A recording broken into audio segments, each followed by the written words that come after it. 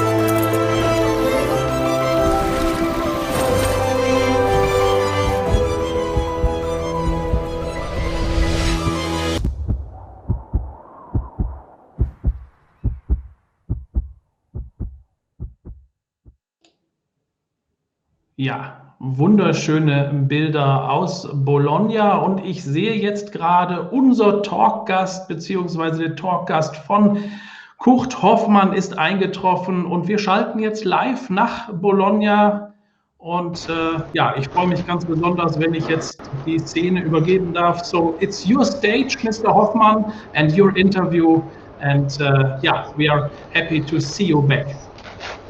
Yes, hello again. Good afternoon from beautiful Bologna.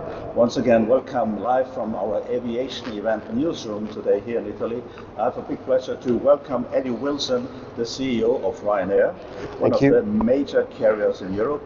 Eddie, thanks a lot for your time. We know you all guys are very busy, but it's an important conference to talk about aviation. Before we talk a little bit more about Ryanair itself, how you come out of the pandemic, how important is Italy? How many aircraft you have based here to give our viewers at home a bit of an idea how important is this market for you? Yeah, I mean, we're going to fly in a normal year approximately 40 million passengers here. Just in and out and within Italy. We currently have 81 aircraft based here. We fly to 29 airports, about 16 bases. We just opened new bases in Treviso and also in Turin, and there's a couple of more airports to go. But it's an important market, and we reacted during the crisis by increasing our domestic share for Italians while they were locked down. So delighted to be here in Bologna. Good to see you here. The whole aviation scenery will need, we think, about the next 2-3 years for recovery. So also Ryanair had to have a hard financial impact actually. So how is your way out of the pandemic and how will Ryanair look after this? You're much more agile. Flexibility is always one of your main topics, but how will Ryanair will be in the future? I mean, personally, when this happened in 2020, we never left the office. We were planning for the recovery from day one, back in last March. And we kept our crews flying, we kept our aircraft current. There was a huge engineering project to do that. That meant when vaccination came along, we were able to recover much more quickly than our competitors. So we've gradually built our traffic throughout the summer season. And if you take Italy, for example, our capacity has fully recovered for August. Now, we still are not up at the load factors of 95, 96%, but network-wise in July we were at 80%. So it's important, like we have fully recovered in this city, in Bologna, in terms of capacity. We have to sell more seats. We're driving that with lower fares. But broadly speaking, for Italy going through for the winter season, we're going to have capacity of 135% of what we had in winter 19, not winter 20, but winter 19. So it's a solid recovery, but it'll be driven by much lower fares to drive load factors. Well, it sounds like a solid recovery, but we all know after a good summer, especially for the European airlines, the winter is challenging. Yeah. So your target is quite ambitious. Yeah, coming winter. It is very ambitious, but I think we're going to capitalize on our competitors being slow to come back. Okay. And we're going to do that through pricing as well. And we will be, I think, resetting pricing in the European short-haul market. Some of our friends in the legacy carriers are in particular difficulty on feed into their hubs. And it's going to be a very challenging environment for the winter. Yeah. I think next summer people are hoping, there could be a curveball on vaccinations during the winter, but all the indications are that that's not going to happen. So a solid recovery we're planning for. You told us that the big carriers like Air France, Lufthansa, all the legacy carriers will probably have around 20% less capacity next year. Well, not necessarily them. I think short-haul capacity in Europe could be anywhere in the order of 15 to 20% lower in terms of intra-European seats. Why? Well, Norwegian is a fraction of the size it is. Sure. It has gone down by 85%. EasyJet is getting smaller. Yeah. The legacy carriers are cutting back on capacity as well. And I think there's going to be less capacity, and we're going to hopefully exploit that in the months ahead. So you think this is the right momentum for Ryanair to jump in and to generate more market share?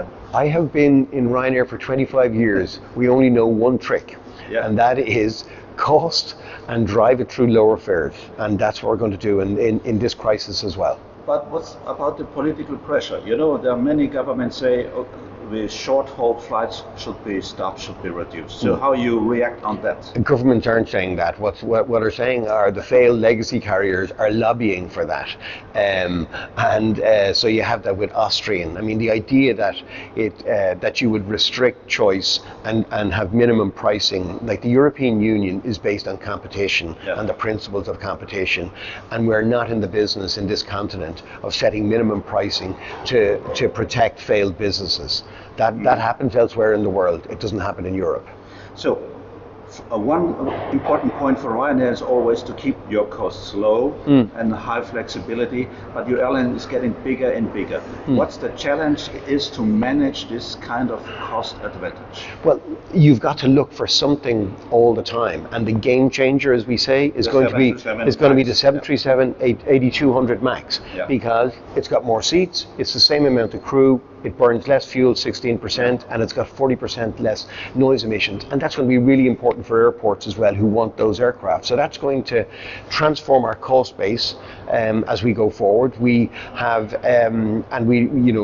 so you've got to lock away the cost that you can control, your aircraft, your people costs, and we've had real engagement from our people and their unions during this crisis, where we will restore their pay over the next 4 years, and they were very mature about how they did that. Our airport costs are going to fall as well. Airports are going to have to get their act together in terms of charging. Eddie, you agree that we have too many airlines in Europe? I think consolidation has been put on hold to some extent because of the legacy carriers now getting bailed out with state aid, with eye-watering amounts of money from their governments. I think European taxpayers are going to tire of this, but the European Commission is going to have to do something about freeing up slots. You cannot hold back that in a competitive market and hold back on the basis that you're going to use them at some other stage. It's rigging the market. It is wrong. it is wrong. What will be the biggest challenge for Ryanair the rest of the year and the next year?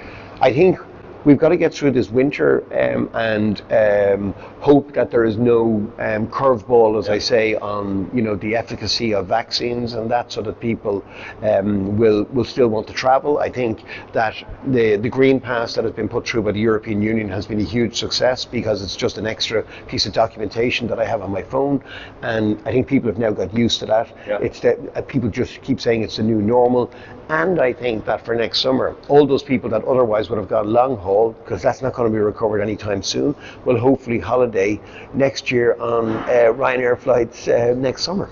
We will follow Ryanair very closely. Thank you. Eddie Wilson, CEO of Ryanair, thank you very much for your time here in Bologna. Thank you. And ladies and gentlemen, we are coming back soon with one of our next guests. Ja, vielen Dank an Kurt Hofmann aus Bologna, und wir freuen uns schon auf die nächsten Gäste gleich wieder dann hier live bei uns und im Studio